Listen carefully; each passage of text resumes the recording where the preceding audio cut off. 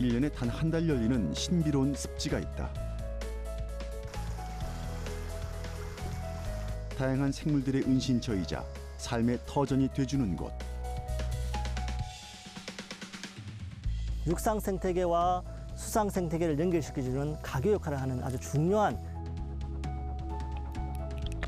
인공적으로 조성됐지만 세월이 흘러갈수록 독자적인 자연 생태계를 구축하고 있는 울산 회야댐 생태 습지. 잘 보존된 습지가 도시와 인간에게 가져다준 혜택은 무엇일까?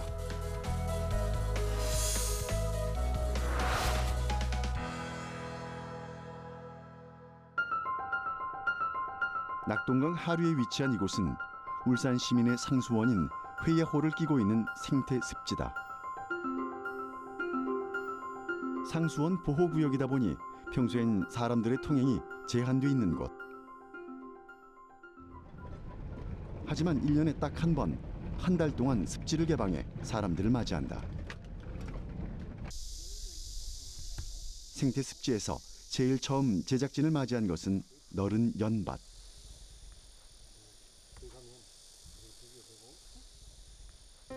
끝없는 연잎 위로 연꽃도 싱그럽게 피어 있다.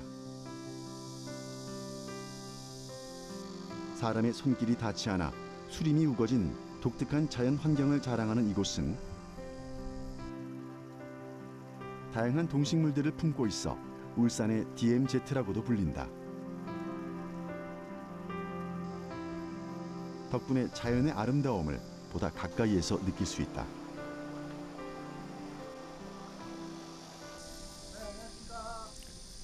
예, 안녕하십니까. 습지의 생태 환경에 대해 좀 더 알아보기 위해 동국대 장황래 교수를 만났다. 우리 회야호의 생태 습지는 이거는 흐르는 물에서 자생하기 때문에 싱싱하고 또는 이렇게 크고 줄기도 또 튼실하고 이렇습니다. 이곳의 연들은 일반적으로 연꽃이 연못처럼 고여있는 물에서 피어나는 것과 달리 흐르는 물에서 핀 것이 특징이다.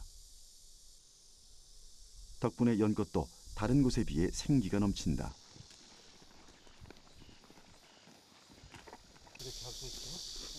연이 자라는 환경을 관찰하기 위해 물이 흐르는 습지 안으로 직접 들어가 봤다.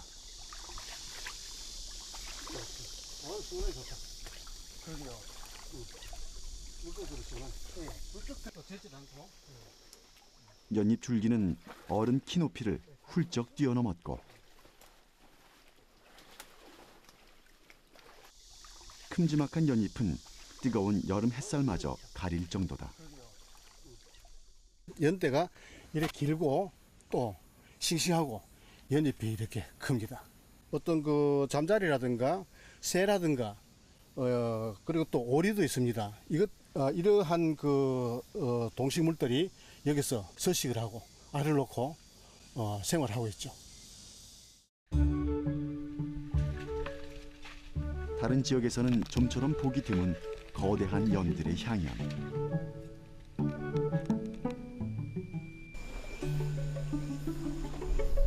운이 좋다면 산에서 내려온 고라니가 연꽃 사이에서 논이는 모습도 볼 수 있단다. 도시 근교에 이토록 아름답고 싱싱한 자연이 숨쉬고 있다는 게 놀라울 따름이다. 이곳의 연들이 중요한 이유는 따로 있다. 연은 오염물질을 정화하는 능력이 탁월하다. 즉, 이 습지를 통과하는 물의 수질 개선에 큰 역할을 담당한다. 놀랍게도 회야댐의 생태 습지는 인공적으로 조성됐다. 약 17만 3천 제곱미터 규모의 연꽃을 비롯한 각종 수생식물들이 자라는 대규모의 인공 습지. 과연 어떻게 만들어진 걸까? 회야댐 인공 습지 조성에 기획부터 참여했던 이상현 박사를 만났다. 2002년 계획됐던 인공 습지는 약 8년 정도의 기간을 거쳐 2010년 완공이 됐다고 한다. 제가 알기로는 비용이 한 14억 7천만 원 정도 들었습니다. 근데 이 당초 이 정도 규모의 이런 이 조성을 하려 그러면은 상당히 비용이 많이 듭니다. 하지만은 이 지역 자체가 과거에 약간의 그 습지 지역이었습니다. 그래서 그런 습지 지역인 그 장점에다가 우리가 인위적으로 이 식생을 하면서 그런 시너지 효과를 냈습니다. 그래서 경제적으로도 도움이 되고 수처리 효과도 높게 되는 그런 효과를 우리들이 노리고 있습니다. 기존의 자연 환경을 최대한 활용한 덕분에 적은 비용으로 대규모의 인공 습지를 조성할 수 있었다. 습지에서 자라고 있는 이 수생식물들은 자연 친화적으로 회야댐의 수질을 정화하고 있다. 울산의 그 회야댐에 하루 평균 한 12만 톤을 처리를 합니다. 근데 저희들 조사를 좀 해보니까 여기 이 지역에 한 5만 톤 정도가 이 지역을 통과를 하게 됩니다. 그럼 5만 톤인데 1톤당 정수 처리 비용이 858원입니다. 그러면 5만 톤이면은 858이면 하루에 약 한 4,300만 원 정도 됩니다. 그래서 이 지역, 이 인공섭지 지역을 통과하는 물이 대략 한 5만 톤 정도 되거든요. 그럼 5만 톤을 처리하는 비용은 약 하루에 4,300만 원. 하지만 저희들이 한 10% 정도만 이 연꽃이라든가 이 부들이라든가 갈대가 오염물질을 제거해주는 역할을 한다 그러면은 하루에 한 430만 원.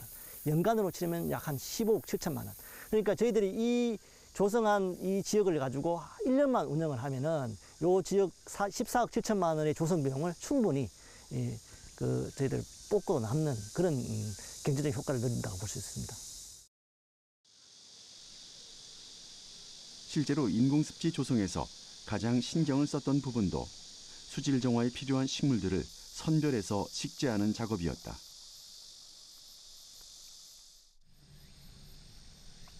처음 시작은 연꽃과 갈대, 부들 등 30여 종의 수생식물이었으나 매해 식물의 종류도 늘어나고 그 규모도 점점 커지고 있다고 한다. 연꽃이면 연꽃, 갈대면 갈대 이렇게 하나만 심으면 될 것 같은데 왜 이렇게 골고루 심으셨나요?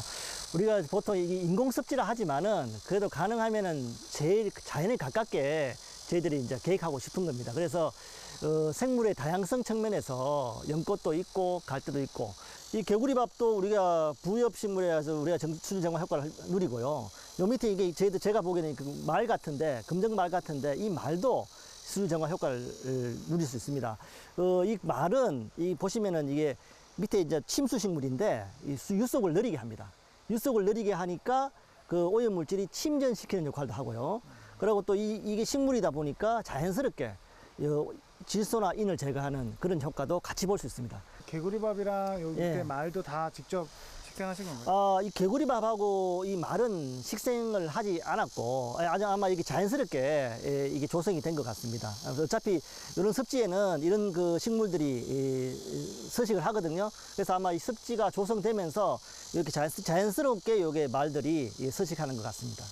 이 자연은 스스로 이렇게 살아가는 능력이 있습니다. 그래서 어떤 우리가 그런 공간만 마련해주면은 굉장히 생태적으로 건강하게 스스로 그렇게 작동을 합니다. 무작정 자연을 개발할 것이 아니라 습지를 의무적으로라도 보존해야 할 이유, 혹은 인공적으로라도 조성해야 할 이유가 바로 여기에 있다.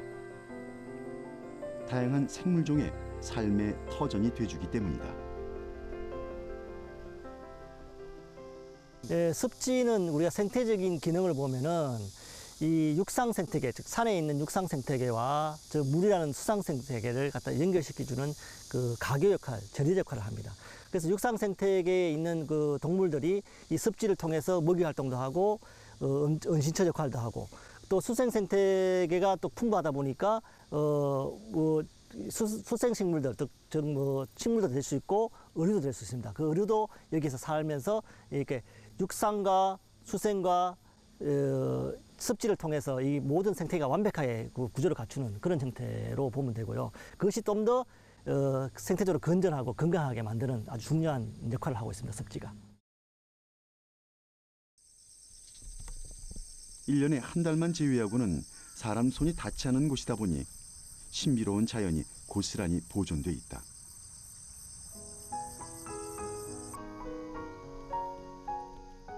눈길 닿는 곳마다 그림이 되는 풍경.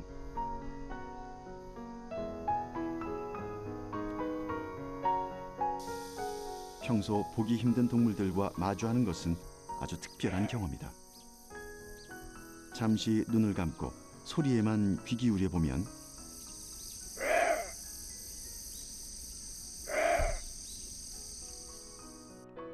얼마나 많은 동식물들이 습지를 보금자리 삼아 살고 있는지 확인할 수 있다.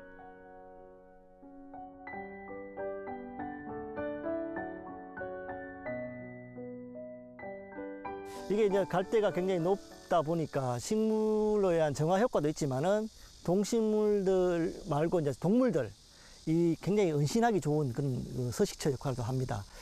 저희들이 2013년도에 여기 조사를 좀 해봤습니다. 동물 조사하고 식물 조사를 해봤는데 동물은 뭐 여러분 잘 아시는 그 사기라든가 수달 같은 환경부 멸종 위기 종이 여기를 서식하는 걸로 저희들 확인을 했고요. 기타 너구리라든가 각종 뭐 파충류도 여기 많아 있습니다. 그래서 저희들 한번 조사를 해보니까 약 한 40여 종의 포유류가 여기에 이제 서식하는 걸로 저희 조사를 했고, 그 식물이 한 60여 종이 되고요. 그래서 동물과 식물을 합하면은 뭐 도합 한 100여 종이 있습니다. 그래서 저희들이 만약에 곤충이라든가 뭐 어류라든가 이런 걸 조사하면 굉장히 많은 종들이 발견될 걸로 저희들 파악을 하고 있고요. 결론적으로 보면은 이 지역이 생태적으로 굉장히 건강하다. 그래서 동물도 서식할 수 있고 이런 은시처 역할도 하기 때문에 식물도 굉장히 좋은 환경에서 잘 자라고 있는 그런 생태적으로 굉장히 중요한 거점 지역으로 저희들 보고 있습니다.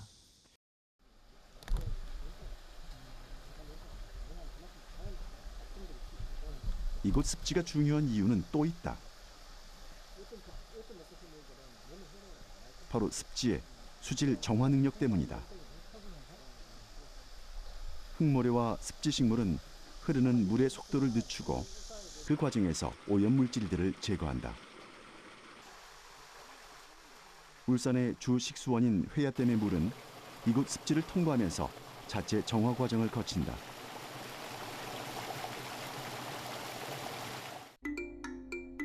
덕분에 이곳은 한여름 낙동강 유역에서 문제가 되는 녹조 발생량도 적은 편이다. 생태습지는 회야댐의 상류에 위치하고 있다. 제작진은 회야댐의 수질 상태를 알아보기 위해 직접 댐을 찾아가 봤다.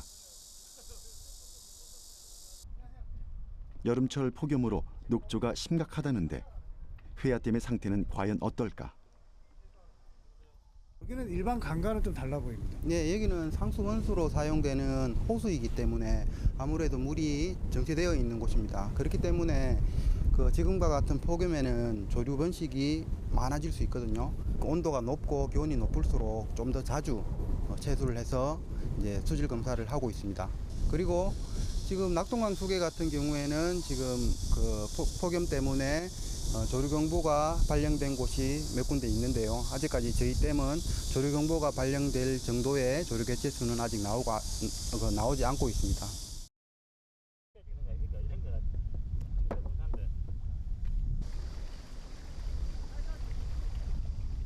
다른 지역과 달리 조류 경보가 발생하지 않았다는 회야댐. 제작진은 물 상태를 제대로 알아보기 위해서 수질 연구팀을 따라 배를 타고 내부로 들어가 보았다.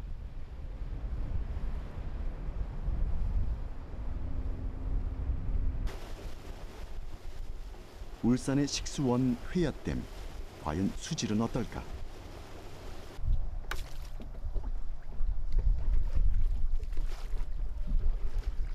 두레박 형태의 기기로 물을 채수한 다음 현장에서 간단한 수질 검사를 실시했다.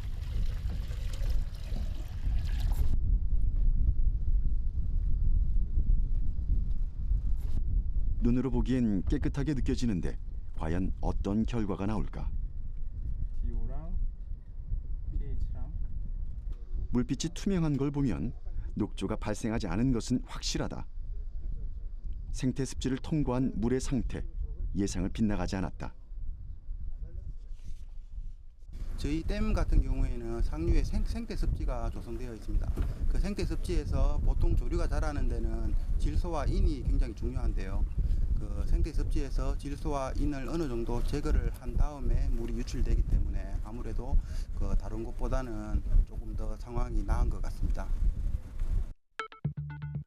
습지의 수질 정화 능력을 보다 확실히 알아보기 위해서는 습지로 유입되기 직전의 물, 즉 원수의 상태를 알 필요가 있다.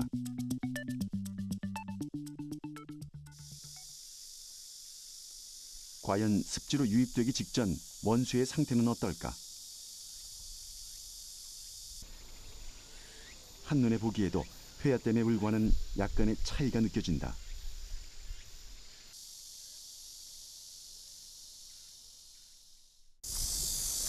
여기가 지금 그 원수인가 봅니다. 예, 처음 물이 들어가는 거. 이곳이 그 회화강 물이 습지로 유입되는 곳입니다. 아, 예. 그럼 채수를 하실 거죠? 예, 예. 들어가시죠. 예.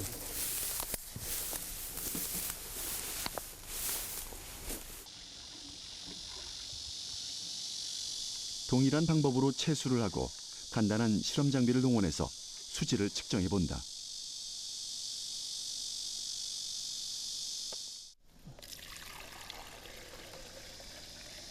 채수한 물의 빛깔부터 좀 전과는 많이 다르다. 수치를 통해서 확인하는 것이 가장 정확한 비교일 터. 과연 결과는 어떨까? pH가 조금 높긴 한 것 같은데 뭐 DO 같은 경우에는 충분히 나와주고 있는 것 같네요.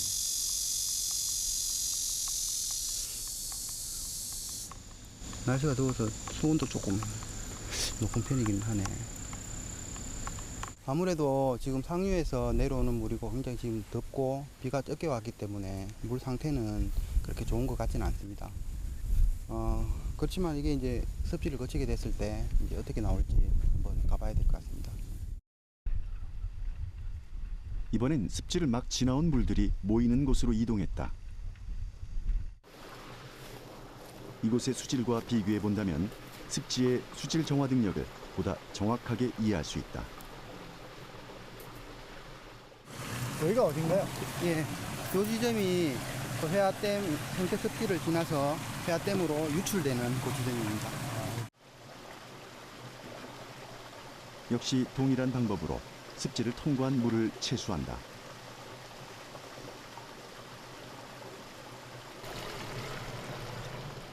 확실히 물빛이 맑아졌다. 회화댐에서 제일 처음 측정해본 투명한 물빛 그대로다. 예, 지금 회화댐 생태 습지에 대한 수질 검사 결과 BOD 같은 경우는 74.5%, 총질소는 41%, 총인은 32.9%가 제거된 것으로 나타났습니다. 그러면 효과가 좋은 건가요? 네, BOD 같은 경우에는 굉장히 효과가 좋은 거고요. 유입수 BOD 값이 4.7 ppm이었고요. 유출수의 BOD 값이 1.2 ppm이니까 그것을 하천수의 생활환경 기준에 적용을 하게 되면 보통인 물이 생태 습지를 거치면서 수질이 정화돼서 그 좋음의 물로 그 유출이 되는 것을 알 수 있습니다. 사실 이런 결과는 물속만 비교해봐도 알 수 있다. 습지로 유입되기 이전 원수의 상태는 가시거리도 나오지 않을 정도로 탁하다. 하지만 습지를 거친 물속은 다르다.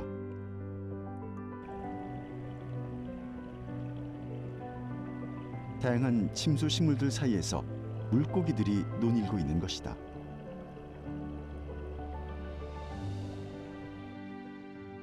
자연 친화적인 인공 습지를 조성해서 그 BOD 같은 경우에 80% 가까이 제거할 수 있다는 것은 사실 돈으로 환산할 수 없는 굉장히 큰 노력이라고 이제 보여집니다. 그리고 실제로 이제 그 좋지 않은 물을 그 정수장에서 정수를 그 수돗물을 만들기 위해서는 굉장히 많은 또 비용이 들어갑니다. 약품도 더 많이 들어갈 거고 거기에 대한 좀 더 높은 공정, 고도 정수 공정이나 이런 공정이 있어야 되지만 여기서 조금 더 제거를 많이 해준다면은 그런 면에서 굉장히 그 긍정적이라고 보여집니다. 자연적 수질 정화는 물론 생물 자원과 생태계를 보존하는 데도 큰 역할을 담당하는 습지의 가치는 그저 돈으로만 환산할 수 없다.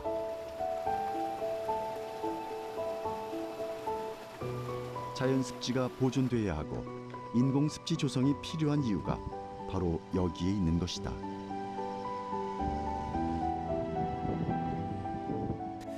습지가 없으면 생태계가 단조롭게 되겠죠. 습지는 우리가 보통 전이대, 에코톤이라고 표현을 하는데 육상 생태계와 수상 생태계를 연결시켜주는 가교 역할을 하는 아주 중요한 생태 거점 지역이라고 볼 수 있습니다. 자연은 인간의 발길이 끊어진 곳에서부터 비로소 숨쉬기 시작한다는 말이 있다. 생활 속의 환경오염과 도시 발전으로 인하여 습지와 자연이 훼손되고 있는 요즘, 얼마 남지 않은 습지를 보존하고 개발해서 인간과 자연이 공존할 수 있는 환경을 조성하는 지혜가 필요하다.